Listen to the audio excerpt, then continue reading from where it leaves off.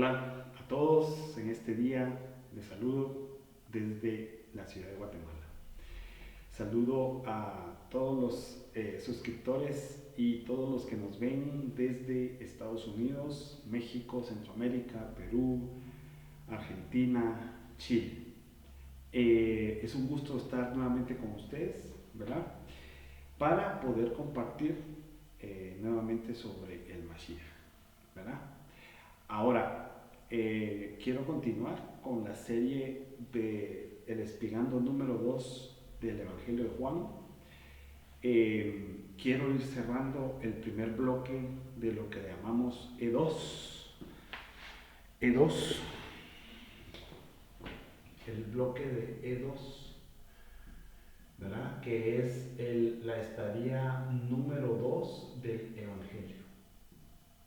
Yo ya le expliqué a usted que este Evangelio se fue construyendo poco a poco y tiene, digamos, constituye E1, E2, E3 y el Evangelio, el completo, que sería la versión que nosotros conocemos, que es E4. Muy bien. Quiero ver cómo vamos cerrando este primer bloque de E2, que, como yo se lo dije a usted, abarca de Juan 1:1, el 18, y ahí en ese mismo bloque está el 1:30. O sea que aquí hay 18 versículos y aquí usted tiene el 30. Voy a tratar de ir hilvanando cómo cerrar este primer bloque de 2, como yo se lo dije en el Explicando 1, cómo revisamos los conceptos del Explicando 1 que anotamos, que son importantes, y cómo vamos cerrando la idea, porque, digamos, tenemos que avanzar en el Explicando, y si tenemos otros detalles más adelante, los tendremos que ir agregando a esta versión del Explicando 2. Bueno, para iniciar esta finalización del primer bloque de 2, yo le puse algo bien importante acá, y es el texto de Juan. Esto es lo que estamos nosotros analizando, el texto de Juan, ¿sí? El texto de Juan. Entonces, le voy a anotar algo acá. El texto de Juan, en mi opinión, como ya vimos que tuvo varias estadías hasta que se forma, el texto de Juan es un texto que, en mi opinión, estaba en sus primeras versiones, no en las versiones del 120, sino en las primeras versiones. Ya vamos a comenzar a hablar un poquito de eso. Seguramente habían versiones arameas de estas ideas, versiones arameas, y los textos que acompañaban al arameo estaban en hebreo. Sobre todo todos los textos que vienen de la Torá y Nevi'im, Tehilim, ¿verdad? Nevi'im acá. Entonces, todos los textos que puedan venir de Nevi'im, Tehilim, ¿verdad? Tehilim, estos tuvieron que venir en hebreo. Luego, las versiones, digamos, más nuevas o completas de E1, E2, 3 y el completo comenzó a circular en Europa, o en las áreas, inclusive en las áreas de Palestina, en griego. ¿Ok? Creo que no hace falta ahorita insistir en el problema que tenemos con las escrituras cuando el griego entró en acción, ¿verdad? Ese es un gran problema que tenemos. Pero ese es el texto de Juan. Y esa es una teoría mía. Usted puede hacer su propia teoría y puede llegar a conclusiones distintas. Eso no pasa nada. Pero mi teoría es que las primeras ideas del Evangelio 1 o E1 tuvieron que haber circulado en arameo con acompañamiento del idioma hebreo. ¿Sí? qué lo digo? Porque, digamos, si nosotros hoy aceptáramos que estas ideas originales de donde viene E2 no se escribieron en idioma arameo, eso significaría que sería, digamos, revelar una fuente no judía de las escrituras de Juan. Digamos, ¿por qué? Porque aún los judíos de la dispersión hablaban el arameo, o sea, entendían el arameo. Por supuesto que hablaban el griego, pero también hablaban en arameo, ¿verdad? Entonces, no aceptar o no sugerir que pudieron haber habido escritos de ideas originales del E1 o E2 o E3 en arameo con acompañamiento de hebreo, significaría exponer y decir que esas escrituras vinieron de un ambiente totalmente griego, que no, en mi opinión, no es el caso, ¿ok? Porque hay muchos signos, digamos, los que están escribiendo conocen Bereshit, o sea, conocen Bereshit, conocen Shemot, Devarim, o sea, conocen la Torah y conocen profetas, pero sobre todo la Torah. Entonces, ¿qué versión de la Torah conocían? No lo sé. Es posible que hayan conocido una versión de la Torah traducida al griego, que es la Septuaginta, pero no quiero entrar en ese detalle porque eso es 3 horas, solo hablar de la Septuaginta es hablar 3 horas aquí y lo que necesitamos es ir cerrando esto, pero el comentario viene por el texto de Juan. Ahora, si nosotros somos, como dicen los muchachos, somos pilas y nos ponemos realmente en equilibrio de pensamiento y en nuestro deseo, el texto de Juan E2, que es lo que nos aqueja ahorita en este momento, que como lo dijimos, E2, estamos revisando Juan 1, del 1 al 18, y el versículo 30, es que este texto tiene contexto, ¿sí?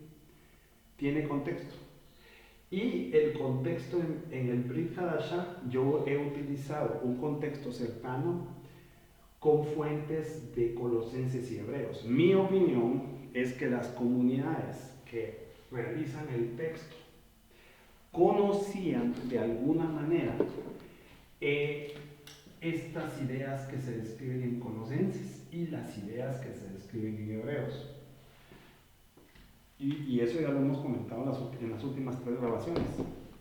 O sea, si hay indicios realmente de que el escritor, quien está detrás de Hebreos y quien está detrás de Colosenses, independientemente si ellos se cruzaron las ideas, y yo realmente no veo que las ideas converjan, sino que cada una complementa, pero sí, en Juan sí complementan, por eso es que puse esta flecha acá, porque estas dos sí convergen en Juan. Hay mucho concepto, hay muchos conceptos de Colosenses en las ideas de E2 y del que acabamos de estudiar y que estamos estudiando, y de Hebreos también. Más entre ellos, algunas. Pero no con eso quiero decir que el que escribe esto conocía a ciencia cierta esto y el que escribe esto conocía a ciencia cierta esto. De hecho, no hay otro libro, al menos hasta en este momento, en el Brit Hadashah que hable tan explícitamente del sacerdocio eterno como lo hace Hebreos, ¿verdad? Y la sugerencia de que el Evangelio de Juan fue pensado para exponer el sacerdocio eterno de Yeshua me parece extraordinariamente correcta, ¿verdad? Bueno, entonces, el otro contexto y fuente de inspiración para hablar en Juan E2 es Bereshit mismo, ¿verdad? Es el libro de Bereshit, es la Torah. Esto es lo que usted conoce mal traducido como Génesis, ¿verdad? Pero este es el Bereshit, ¿verdad? Bueno, esto es base para hablar. Juan toma de Bereshit, los que están escribiendo, inspirándose en Juan, están releyendo Bereshit, están haciendo una explicación de Bereshit en Juan, pero una explicación muy elevada y muy profunda, ¿sí? que no solo abarca los textos que dijimos, hay más adelante, pero tenemos que explicar, Juan, hay más ideas adelante que tenemos que considerar para poder hacer, digamos, y hilvanar toda la idea del mensaje. Bueno, fíjese usted que algo que tenemos que tener muy claro es que Colosenses, Hebreos y Bereshit mismo se están enfocando en el concepto del Reshit, que es el concepto correcto. Por eso tiene un cheque aquí. Ellos se están concentrando en el concepto correcto del Reshit. Y el Reshit es lo que siempre ha sucedido y que a nosotros nos tocó vivir un nuevo Reshit liderado por el Mashiach, en como nosotros lo conocimos. ¿Sí? Bueno.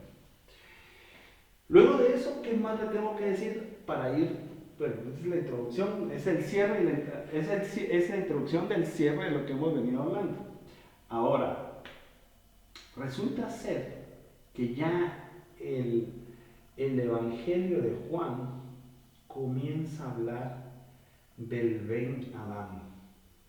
Este es un concepto muy poderoso que, lo voy a ser muy honesto, yo lo he ido entendiendo cada vez mejor, ¿verdad? Cada vez mejor. Y este es un concepto muy elevado, es decir, no es cualquier cosa, que este concepto es el que en realidad está desarrollando el Bereshit. El Bereshit 1.1 al 2.3 está desarrollando el Ben Adam. Solo esto le quiero decir porque esto lo vamos a desarrollar más adelante. Cuando ya hayamos terminado el mundo prototipo y lo entendamos, vamos a entrar a esta parte. Miren pues, pero es necesario que lo hablemos porque ya el Evangelio lo está mencionando. Cuando se iba a hacer todo el mundo prototipo, que el mundo prototipo es el mundo de donde tenía, digamos, por eso es que dice, y vio Elohim, y le satisfacía Elohim, y vio que era placentero, era bueno, todo, en hebreo es todo, era todo. Entonces, cuando están desarrollando el mundo prototipo, ¿sí? Dije desarrollando, no digamos haciendo el... ¿Cómo lo explico en español?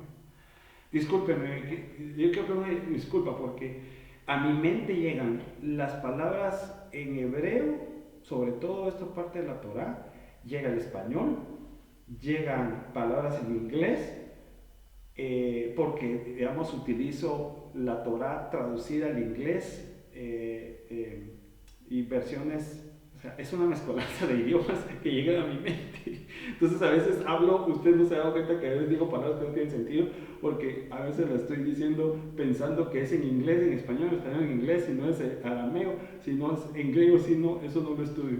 Aunque sé, digamos, muchas palabras del griego, he estudiado mucho, hace muchos años, hace 20 años estudiaba griego, palabras griegas del Brit Hadashah, pero lo que le quiero decir es, a veces no encuentro la oración completa en español, tengo que repensar cómo lo digo. Cuando están pensando, voy a decir, pensando en hacer el mundo prototipo, fíjese, entonces lo que está sucediendo es que están diseñando el mundo prototipo inspirados en algo. Es que esto es muy fuerte y lo acabamos. Si usted puso atención a las grabaciones anteriores, usted va a entender el comentario que le voy a hacer. La inspiración para hacer el mundo prototipo, ¿cuál fue? Es decir, ¿cómo lo hacemos? O sea, el Ben Adam.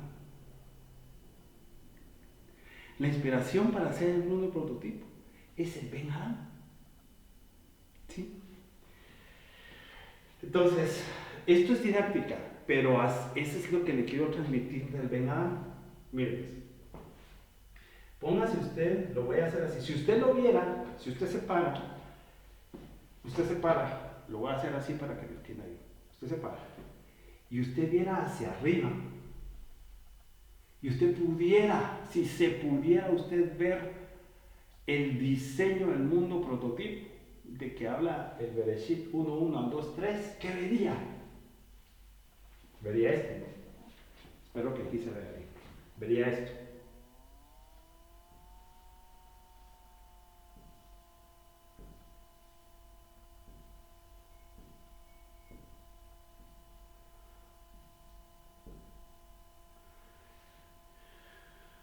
¿Sí?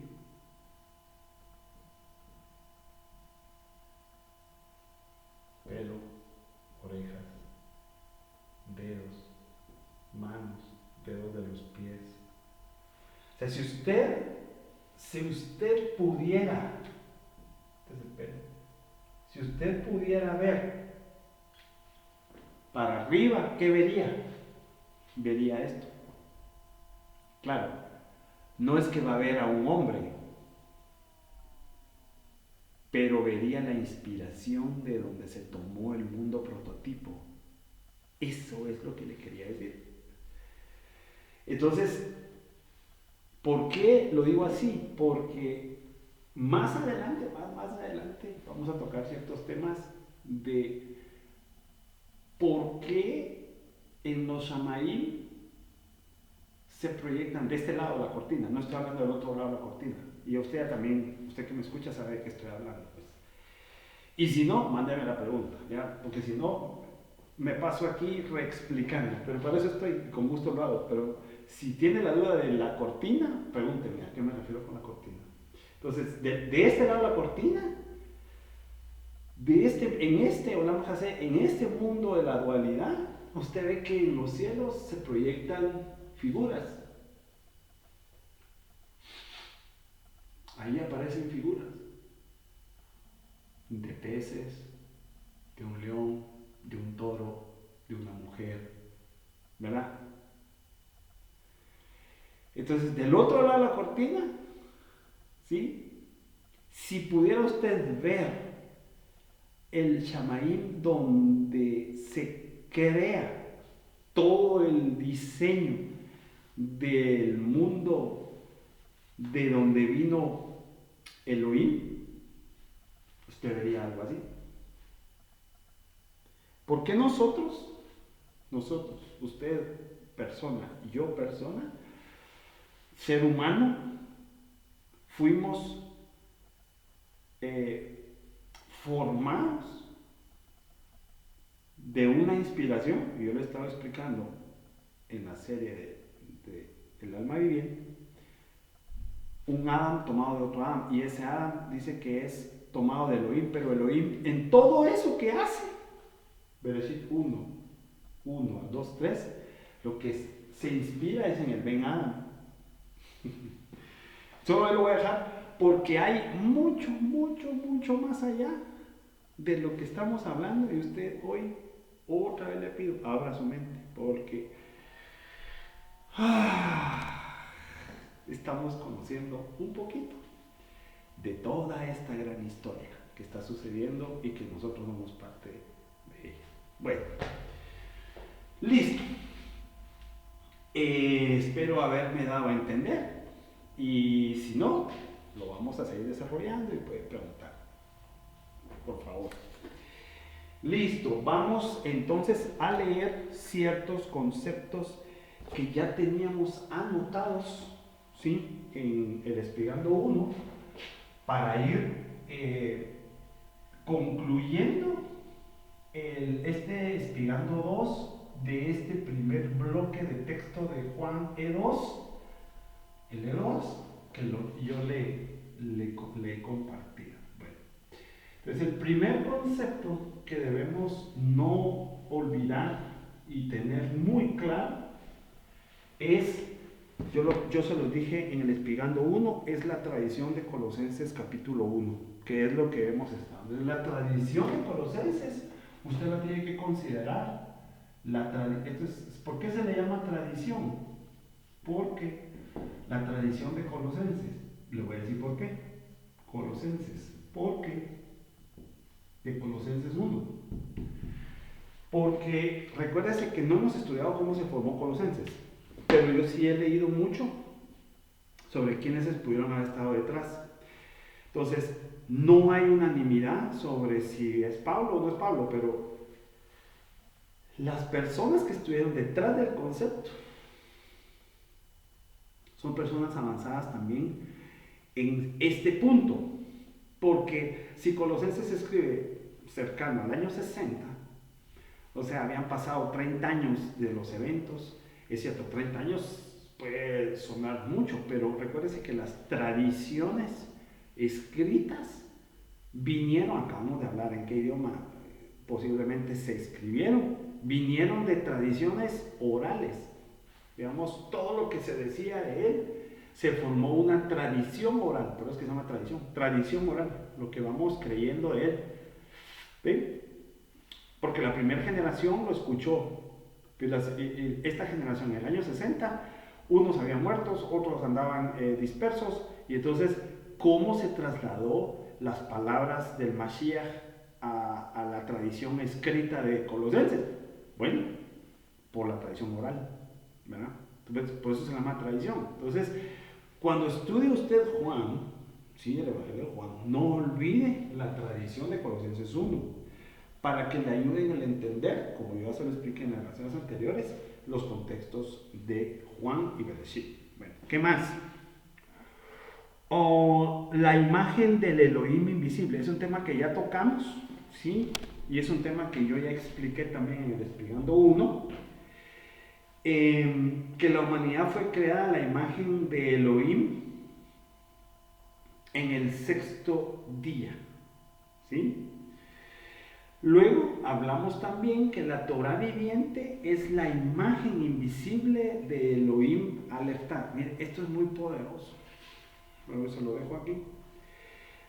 Hablamos también de las dos Torah en el Explicando 1. La Torah, digamos, Moisés en la Torah habló de la Torah viviente, ¿sí? Y la Torah viviente es trascendente y autoexistente. Fíjense. La Dabar, que también ya lo mencionamos, la Torah viviente, es la que genera el Reshit. Miren qué tremendo este concepto. Estas son de las notas que le digo que van a salir publicadas en el Explicando 1. Básicamente estoy leyendo el Explicando 1. Lo que genera Reshit es el nuevo nacimiento para poder nacer de Elohim. ¿Se recuerda? Los nacidos de Elohim. Y esto lo explica Yeshua a Nicodemo, ¿verdad? Ahora, esto por favor nunca lo olvide porque esto es clave para entender todo el mensaje del Mesías. Y es, el Reshit está en Bikurim. Vamos a poner acá. El Reshit. Espero que antes alguien le haya enseñado sobre el Reshit. Si no, tengo el gusto de haberle enseñado lo que significa el Reshit. El Reshit está en Bikurim. Bikurim. Miren. Y ahí lo voy a dejar porque así lo dejo picado. Investigue el Reshit en Bikurim. Yo ya se lo he explicado, pero bueno, solo ahí lo voy a dejar. Elohim Aleph Tav es el espejo de Elohim, y eso ya se lo había explicado. Bereshit 1.1. Él está presente en todo el Bereshit, como Reshit.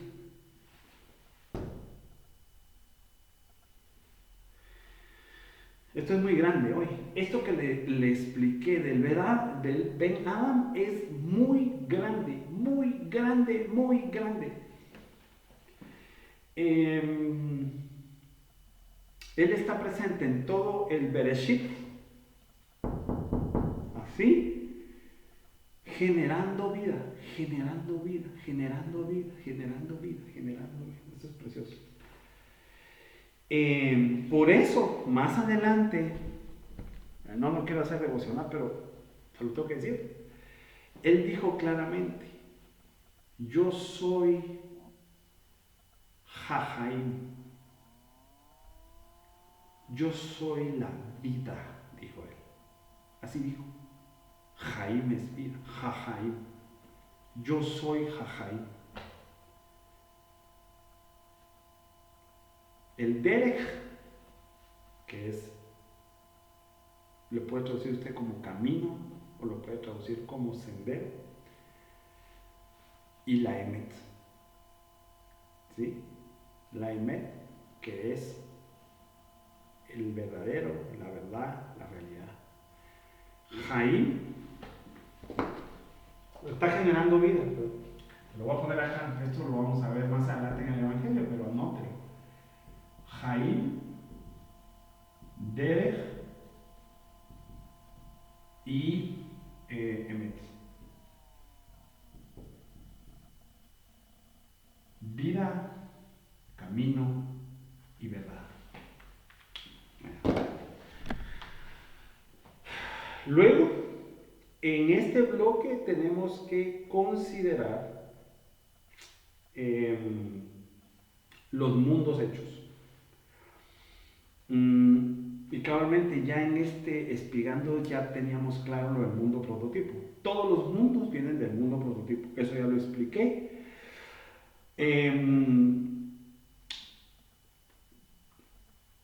Los mundos, el mundo prototipo se inspira y lo realiza y lo planifica la Torah viviente. Tanto los mundos invisibles como visibles. Eso nos lo aportó la tradición de Colosenses. Otra vez, todas las cosas en él subsisten. Jaim, el concepto de Jaim. ¿Y por qué el concepto de Jaim? Porque usted en Bereshit, en este bloque de Bereshit, encuentra, y en el mismo Evangelio dice que la Jaim, es decir, la vida, era la luz y la luz era la vida. Bueno, él también habló que él es la Or. Voy a poner aquí 4. Vamos a borrar acá. Esto es material para que usted estudie cuando. Lo vamos a ver en detalle. De hecho, en el Espigando 1 lo hablamos de la Or. Y usted, esa es la palabra hebrea que aparece en Bereshit. Aquí está, mire. Or. Luz. Y él dijo, yo soy la Or. Yo soy la Or, es decir, la luz. Por eso es que la vida es la luz y la luz trae vida. Bueno. Luego, lo voy a mencionar porque eso ya lo expliqué tanto en el alma viviente como en el mundo prototipo, y ahí estamos estudiando eso. Y es que él dijo claramente que se multiplicaran. Entonces hay Adams. De ese nivel de Adam hay Adam. No quiero continuar ahí porque si no me voy a pasar no sé cuánto tiempo llevo ya y no estamos avanzando. La luz y las tinieblas. Miren.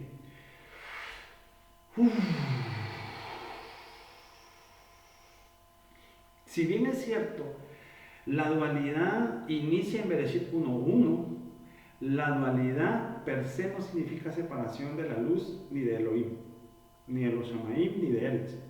Ponga atención a lo que le estoy diciendo.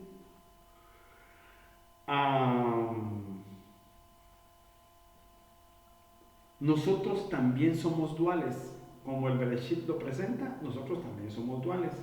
Entonces me da la pauta para trasladarle otra cosa, pero me voy a aguantar.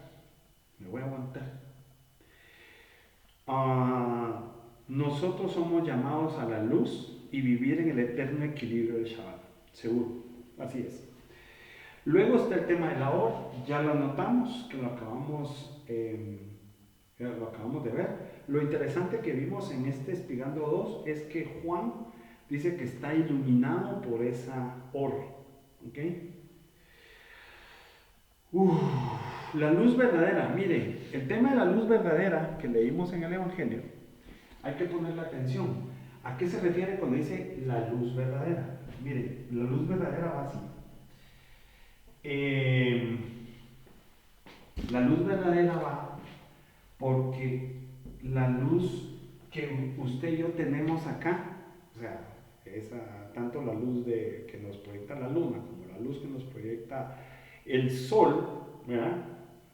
¿De dónde viene nuestra luz? A ver, dígame.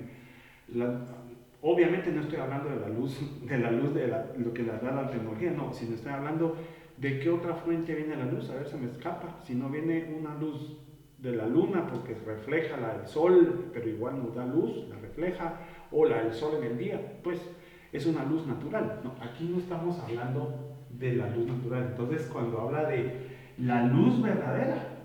¿Verdadera? ¿A qué se refiere esta verdadera? Entonces, esto hay que entender en qué contexto se entiende luz verdadera, en que esta es la luz de la realidad. No se refiere a esta luz del mundo de la dualidad o de la paradoja de este mundo o del paradigma de este mundo. No, habla de la luz que es la que realmente alumbra. Esa luz no necesita, ni el sol ni la luna para reflejarse, ¿no? ¿A eso se refiere? Bueno, luego el concepto de vino a los de su oficio, ¿sí? Y ellos lo rechazaron. Es decir, los Kohanim lo rechazan, ¿verdad? Y como ya se lo he dicho, este evangelio trata del oficio del Kohen Hagadol, es decir, el sumo sacerdote eterno. Más adelante vamos a estudiar Hebreos y vamos a ver que él pertenece a la orden del sacerdocio de Melquisedec. Lo dejamos. Tenemos que estar conscientes que en este evangelio hay mensajes sod, que es el mensaje que es por señales, ¿verdad? Usa nisim para hablar de un lenguaje oculto, pero oculto no tiene nada que ver con lo malo, sino oculto porque es para que usted lo busque y lo encuentre. Recuérdese que Elohim puede ser traducido también como jueces, ¿ok? Y dice que los que le aceptan el sacerdocio de Yeshua les da la oportunidad de ser jueces y sacerdotes de Elohim, ¿ok? Hablamos de los nacimientos, en la última versión hablamos de los nacidos de Dam, que es sangres, voluntad de carne, voluntad de hombre, que en este momento tampoco lo vamos a desarrollar. Eso significa que va a haber un tercer explicando de Juan, así que mucha paciencia, pero usted investigue por su lado. Los nacidos de la voluntad de Elohim son los nacidos de Maim y Ruach, como Yeshua lo explica en el capítulo 3 del Evangelio. Ellos cabalmente son los que podrán ser jueces y sacerdotes de Elohim. Luego hay un concepto, fíjese, hay un concepto que habla el Evangelio y dice que la Dabar tabernaculizó. En otro dice se hizo carne. Ya vamos a ver, le voy a hacer un ejercicio rápido de cómo se va entendiendo y todo lo que le estoy diciendo forma parte de este contexto del texto del Evangelio. Obviamente cuando hablamos que la Dabar se hizo carne y tabernaculizó, debemos explicar el descenso, ¿ok? Luego dice que Gesed y Emet, es decir, Gesed, que es misericordia, y Emet, que es verdad, ¿sí?, han sido reveladas en todo el esplendor por el Mesías. Ya habían sido reveladas, claro. Gesed y Emet están en el concepto del Ben Adán. Ahí va a ver usted qué hay en nuestra alma. Pero la plenitud de la revelación y manifestación vino por el Mesías. Plenitud, pues, para este mundo, pues, ¿verdad? Y finalmente, digamos, este ejercicio lo estoy haciendo para solo que empatemos el Espigando 1. Si usted escucha las grabaciones del Espigando 1, esto es lo que va a encontrar. Bueno, hay varias, no recuerdo cuántas horas hay, pero esto es como que lo más relevante de ese capítulo, de este texto, capítulo 1, del 1 al 18. A Elohim nadie le ha visto jamás, claro, porque Elohim es Ruach. Listo. Bueno, entonces estamos listos para ir cerrando este texto. Voy a comenzar, mire lo que vamos a hacer. Voy a comenzar leyendo en esta versión el texto para que usted, con todo lo que hemos hablado, y vamos a ir anotando acá a la par de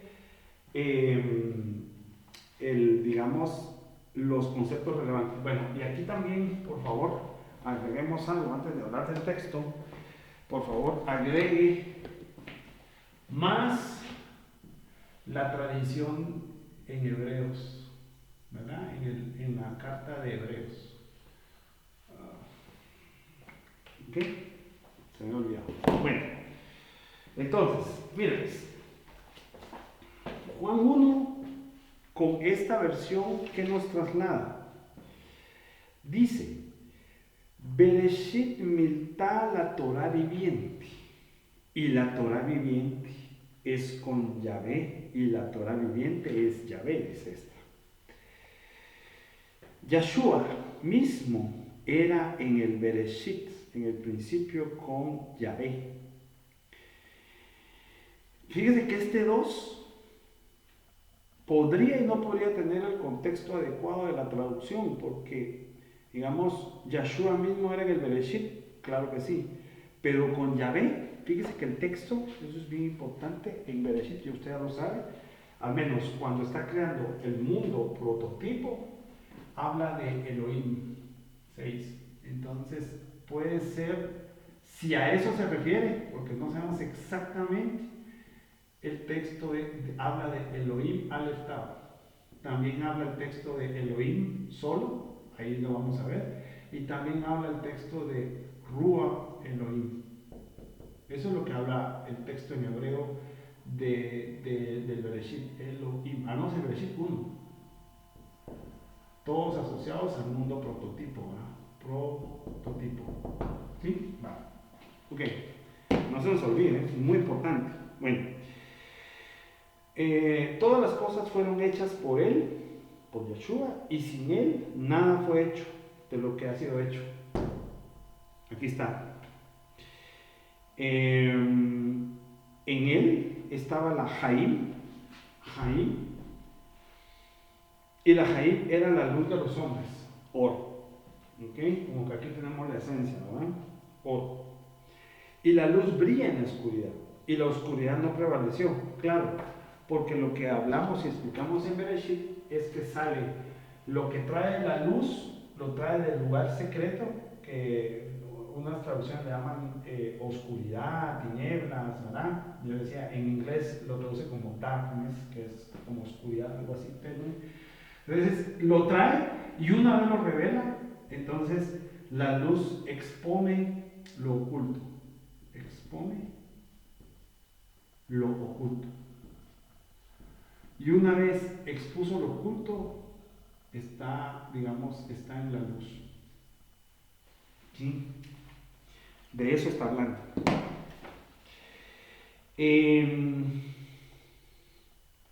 Bueno, y ahí termina, digamos, los primeros 5 versículos que hablan de la introducción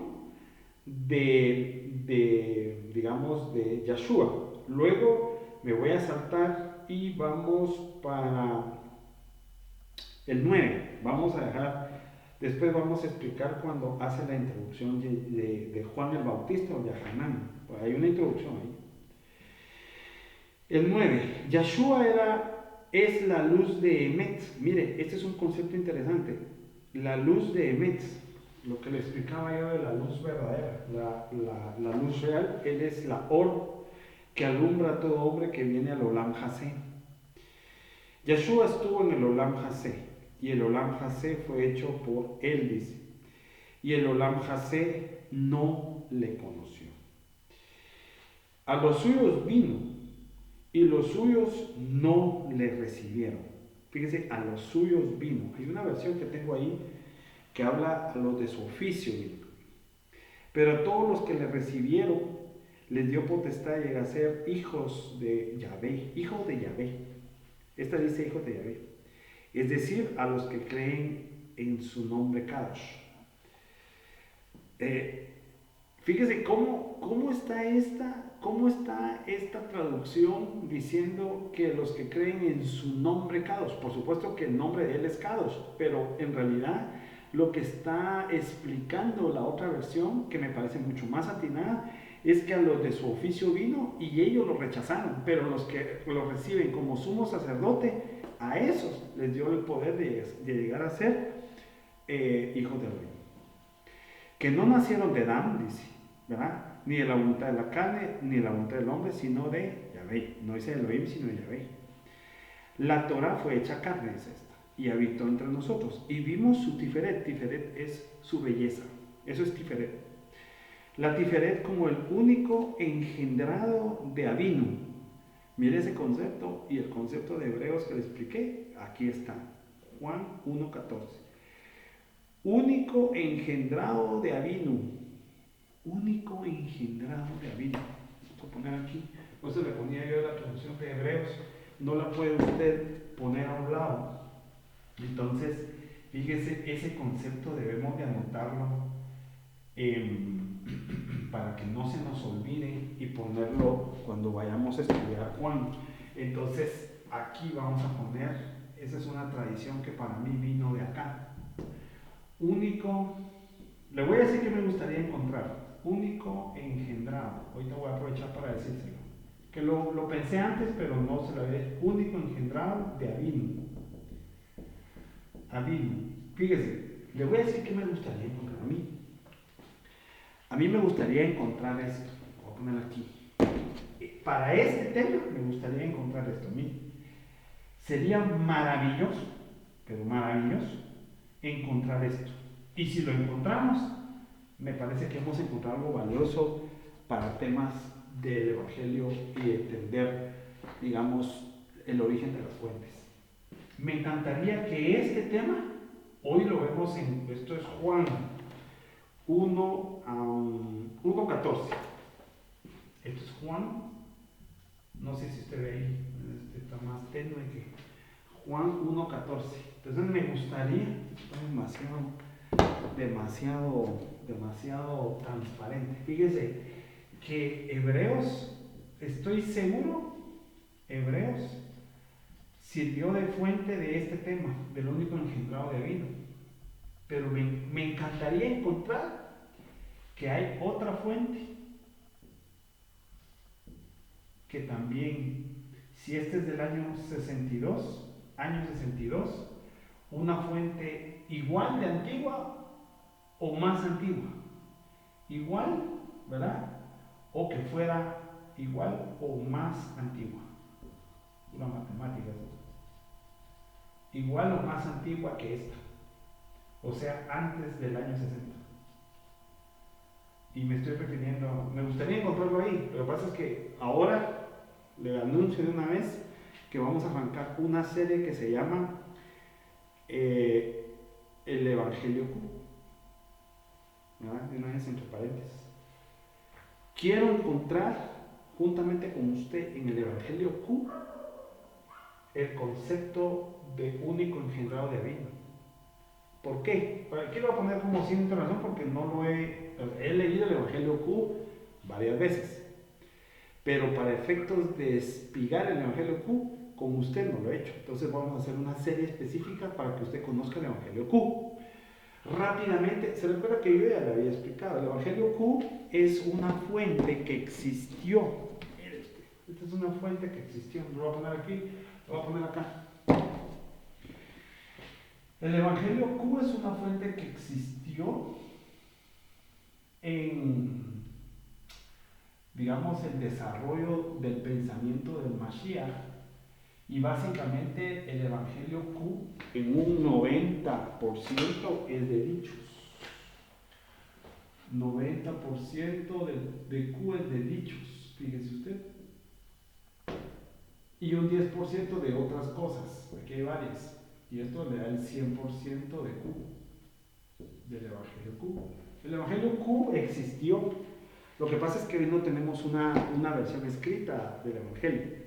Cuando yo le dije que no había un Evangelio anteriormente escrito al año 60 o 62, me refería a los que tenemos escritos, ya sea, bueno, hay que ver, hay un Evangelio por ahí que puede ser más antiguo. Entonces pues, me refería a estos que usted tiene normalmente en su Brit Hadashah, ¿verdad? Porque ese otro evangelio posiblemente no, ese no está en el Brit Hadashah, pero para mí es una fuente válida, ¿verdad? Que es el Evangelio de Tomás. Entonces, de hecho el Evangelio de Tomás es fuente de los evangelios, pero bueno, voy a meter ahorita a explicar el tema de las fuentes. Lo que quiero trasladarle básicamente en este paréntesis es que Q es una fuente que sí existió, pero casualmente se perdió. La rompieron, la quemaron. Pero Q sirvió de fuente para Mateo, Marcos y Lucas. Ese evangelio Q de dichos. Entonces lo que vamos a hacer es hacer una serie de espigar el evangelio Q, que sí existió, pero se perdió. Pero está reconstruido. Yo tengo dos versiones, una versión basada en Mateo y otra versión basada en Lucas. Entonces, lo invito, vamos a estrenarnos en la nueva serie de Q, que viene, su nombre viene de, obviamente no se llamaba Q, pero los eruditos le han puesto, lo bautizaron como Q, porque viene de la palabra alemana Quell. Quell. Vamos a poner aquí, de la palabra alemana, aquí vamos a poner, mire, Q-U-E-L-L, Quell. Es una palabra alemana que significa fuente.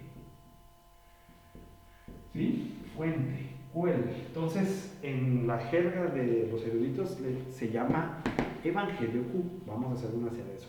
¿Qué quiero yo? ¿Por qué lo estoy trayendo a colación? Aparte que le estoy anunciando la nueva serie. Es porque quisiera encontrar aquí el concepto del único engendrado de Abí en Q. Nos vamos a hacer juntos, a ver qué encontramos. Bueno, continuemos. Nos toca el 15, lo vamos a dejar para hablarlo al final. El 17, porque la Torá fue dada por medio de Moshe. Su favor inmerecido y Emet vinieron por medio de Yahshua HaMashiach. Y entonces dice, ningún hombre, el 18, ningún hombre ha visto nunca a Abí Yahvé, el único hijo unigénito, Yahshua, que está en el seno del Ab, lo ha declarado. Otra vez está reforzando Juan 1.14 en el Juan 1.18. Aquí es Juan 1.14 y también lo va a encontrar en Juan 1.18. El concepto del único engendrado. Pero ya vio, cuando dice que la Torá vino por medio de Moshe en el 17, ¿verdad? Y luego dice que quien declara a Ab, ¿sí? Ab en hebreo lo traduce como padre, ¿verdad? Lo voy a decir así, aunque el fondo y el mensaje no es precisamente padre, le voy a decir padre, sino que es mayor. Ese es el verdadero fondo, mayor. Él declara al mayor, pero bueno. Dice, él nunca ha visto a nadie a Yahvé, pero el único hijo unigénito lo ha declarado, que está en el seno de Ab. Bueno, mire pues, mire cómo lo dice esta y mire lo que hemos sacado, digamos, para el cierre de este bloque. Le quiero leer desde la versión E2, una versión que la tengo para usted, traducida, elaborada en griego, ¿ok? Aquí lo tiene, no sé si lo logra ver, pero una traducción del griego, ¿ok?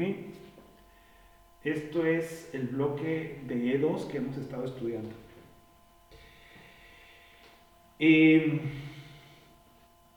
Vamos a está, digamos, reconstruido en griego, traducido al español.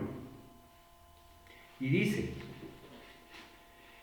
en el principio ya existía la palabra. La palabra estaba con Dios. La palabra era divina. Mire qué afirmación más poderosa. Y fíjese que la sugerencia, es que, mire esta sugerencia. Dice, en el principio, cuando habla en el principio, aquí, en este E2, dice, antes de la creación, cuando solo existía Dios. ¿No? ¿Ok? Luego dice, ella estaba ya en el principio con Dios. Mire qué interesante, que está traduciendo la palabra en femenino. Ella, la palabra, ya estaba en el principio con Dios. Todo surgió por medio de ella. Sin ella no surgió nada de lo creado. ¿Sí? En ella estaba la vida. Y la vida era la luz de los hombres. ¿Ok? Esa luz apareció en medio de la tiniebla, dice. Pero la tiniebla no la acogió. Luego viene la introducción de Juan. ¿Sí? El 9. Esa era la luz verdadera. ¿Sí? La luz verdadera. Que ilumina a toda persona que viene a la existencia. Mire qué interesante cómo lo está poniendo. Esto está muy interesante. Que viene a la existencia, es decir, que aparece acá. Estaba en el mundo, que surgió por medio de ella, pero el mundo no la reconoció. El 11. Vino a su propiedad. Mire cómo te dice, vino a su propiedad. Y los que le pertenecen no la acogieron. Pero cuantos la acogieron, les concedió el poder para convertirse en hijos de Dios. Ese concepto de siervos, jueces de Elohim, ya se lo expliqué. Esos son los creyentes en ella, que han sido engendrados no por potencia generativa de la naturaleza o de la apetencia sexual del hombre, sino por el mismo Dios. Dice, aquí no me queda claro. Fíjese qué interesante. No me queda claro en esta traducción, a mí, en donde habla de sangres, porque dice, estos son los creyentes en ella, que han sido engendrados, que han sido engendrados no por la potencia generativa de la naturaleza o de la apetencia sexual del hombre, sino por el Dios mismo o el mismo Dios. Pero no me queda claro aquí la traducción de sangres. Pero bueno, mire qué interesante es poder ver las diferentes traducciones. Aquí si yo leo esto, lo de las sangres lo paso por alto. Esa palabra se convirtió en un ser humano habitando en medio de nosotros. Y así, fíjese que cuando nosotros leemos esto, por ejemplo el 14, esa palabra se convirtió en un ser humano. En esta oración, y esa palabra se convirtió en un ser humano, hay tanto mensaje y tanta profundidad, pero esto, si usted lo lee así, le da la idea de la palabra traducido en alguien que usted está viendo. Y no precisamente está hablando de eso. Al final sí, porque se manifestó como un hombre, pero allí en ese texto está hablando de algo más. Y esta traducción nos lo deja ver. Habitando en medio de nosotros.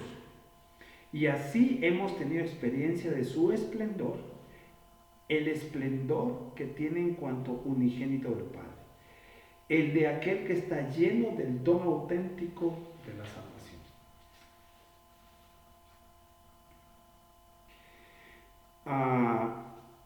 Mire qué interesante, solo voy a leer esto. Dice, Juan lo testifica al gritar, este es aquel de quien afirmé, el que viene detrás de mí tiene preferencia sobre mí, porque existía antes que yo. Fíjese que el 30 es un agregado, y usted lo lee, y lo volvió a agregar en el versículo 30, es decir, el versículo 30 del Evangelio de Juan 1, no pertenece al original de la primera idea de E1, sino pertenece a este. Y el 30 dice, porque existía antes que yo, como lo dice en el 15, porque existía antes que yo. Eso fue agregado al E1 exactamente esa frase. Perdón.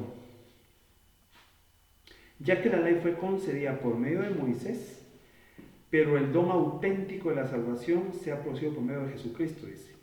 Nadie ha visto nunca a Dios, es el unigénito divino, el que está en comunión con el Padre, quien lo ha dado a conocer. Eso es lo que dice la traducción de E2 desde el griego al español. ¿Ok? Creo que hemos explicado con dos versiones distintas, hay otras más, pero creo que nos vamos a concentrar en ir cerrando tanto los conceptos que ya vimos y validamos del Espigando 1 con lo que hemos estado hablando en estas grabaciones respecto en este Espigando 2 y la traducción. Entonces, resumamos, porque digamos vamos a pasar, dejamos este bloque y vamos a seguir avanzando en el siguiente bloque. Tal vez sería bueno trasladarle, y si usted va estudiando conmigo, ¿cuál es el siguiente bloque? El siguiente bloque es de E2, es 2, capítulo 2, del versículo 24 y 25.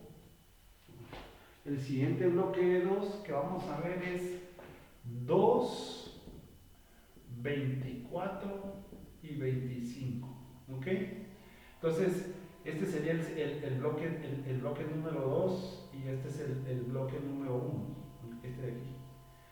Este es el 1 y este es el 2 de 2.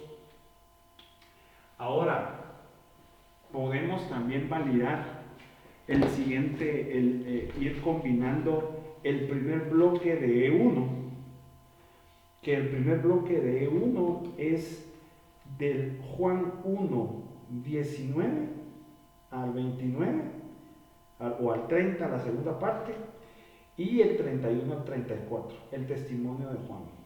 Y el segundo bloque de E1 es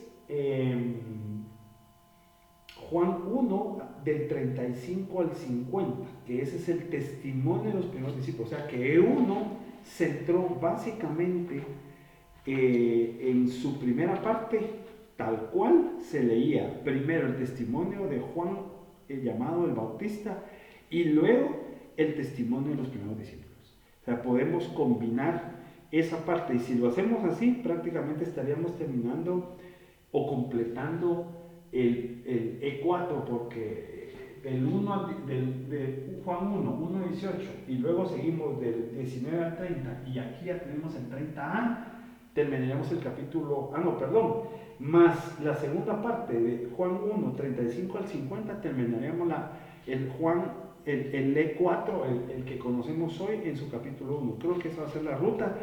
Entonces nos vamos a cambiar de E2 y nos vamos a ir a E1. Y de una vez lo dejo de introducción. El E1 fue escrito después del año 70. E1. O sea, lo vamos a poner por acá para que lo anote. 9. E1 fue escrito después, fíjese, después del año 70. Sí, recuerda que sucedió en el año 70, ¿verdad? Sí, rápidamente, recuerda que en el año 70 se cumple una profecía de Yeshua HaMashiach que dijo que el templo iba a ser destruido. Y efectivamente el templo fue destruido en el año 70. O sea, es relevante para todo el judaísmo del Mesías el año 70. Ahora, este 1, es decir, la primera versión del Evangelio de Juan, que su primer versión se escribe después de ese evento. O sea, no, eso es un evangelio no tan antiguo, ¿verdad? Entonces, ¿qué vamos a hacer? Vamos a cerrar ahorita, déjenme cerrar todas estas ideas. Juan, como lo estamos explicando ahora, tenemos que estar claros en sus fuentes escritas, seguramente en arameo, con toques de hebreo, cuando está hablando la Torá, profetas, salmos, etc. Sus versiones posteriores escritas, traducidas al griego, ¿verdad? Por eso me vio ahí viendo, ahí ellos fueron a tomar los rollos griegos y los pasan al español, por eso los leí. No debemos de olvidar cuáles pudieron haber sido fuentes de este Juan, queremos encontrar fuentes más antiguas, sería fantástico encontrar una fuente más antigua del concepto del unigénito, el Padre y el Hijo, no solo desde Hebreos, que ya lo vimos, ya lo estudiamos, sino quisiéramos encontrarlos. A mí me encantaría encontrarlo en Q, ¿verdad? Recuérdese que todo el concepto que está tratando de explicar el que escribe el Bereshit habla del Reshit, y usted puede encontrar el concepto hebreo de Reshit en Bikurim, ¿sí? No olvidemos que habla mucho de Jaim, habla de Met, habla de Or, conceptos que digamos están en el Bereshit, ¿verdad? Deret aparece en el Bereshit. Y habla de la Or verdadera, es decir, la Or que no es natural. Es decir, natural es parecido a estos astros del Sol y eso. Adicional, no olvide que tenemos que encontrar, esa es una tarea que hay que sentarse y comenzar a, obviamente no solo con el Evangelio de Juan, sino entender Juan, como ese es nuestro sentido en este momento, nos daría mucho porque, digamos, podríamos irnos de Juan después a Hebreos y Colosenses para entender el contexto, y si se refiere a Elohim Aleftaf, a Elohim o el a Elohim. Mire, y le voy a decir por qué. Nosotros estamos tan mal enseñados que, digamos, los conceptos, las enseñanzas y las, digamos, lo que Yeshua habla, si todo lo traduce como Dios, la Biblia, entonces no tenemos cómo entender realmente lo que Él quería decir. Y entonces ahí vienen un montón de confusiones. Después, ¿cuál es realmente qué significa? Pero es porque no le ponemos atención a lo que realmente en la Torah está hablando de quién es Elohim, quién es el Elohim, o Elohim, etc. Y, por supuesto, Yahvé, aquí me faltó, Yahvé Elohim. Yahvé Elohim. Ok, listo. Por eso es importante, porque si no después usted escucha cualquier barbaridad, y entonces cualquier barbaridad puede ser bueno o puede ser malo. Cuidado con las palabras originales de Yeshua. Las palabras originales de Yeshua es lo más valioso que tenemos, y de eso se trata este canal, es traer sus palabras verdaderas o las reales y explicarlas, porque el mundo está, por eso hay, no sé cuántos cristianismos habrán 100,000, 200,000 cristianismos distintos hoy corriendo al mismo tiempo. Entonces es necesario entender esto y trasladarlo, ¿verdad? Entender esto y trasladarlo. Muy bien. Finalmente, estar claros que este concepto del Ben Adam, que está aquí, es el concepto que nos han trasladado estos evangelistas, estas gentes que están detrás de este pensamiento, que a mí me parece que son mentes extraordinarias, inspiradas extraordinariamente por la Ruach, que nos hablan sobre el Ben Adam. Entonces, quiero dejarlo acá, quiero ir cerrando este bloque con este resumen y invitarlo, por favor, lo quiero invitar, usted que me escucha, a que si esto le está trasladando a usted el equilibrio para entender el Evangelio de Juan, el equilibrio en el texto, el equilibrio en el contexto, en toda la narrativa, se suscriba al canal. Digamos, esa es una forma de ayudar al canal. Cuando usted se suscribe, lo que pasa es que, y le da like, YouTube lo recomienda para que más gente lo vea. Entonces, si usted lo ve, dele ahí la campanita, suscríbase y dele like para que se vuelva como viral, porque yo sí creo que la gente debe conocer esto, ¿verdad? Sea o no gente que tenga algún cristianismo. Entonces, le mando un abrazo. Mi mayor deseo es que la Or verdadera le ilumine. Mi mayor deseo es que la Jaim le muestre el camino de la verdad, el derech de Emet, ¿verdad? La Haim le muestra el derech de Emet, la vida verdadera. Así que un abrazo y nosotros nos vemos en la próxima grabación.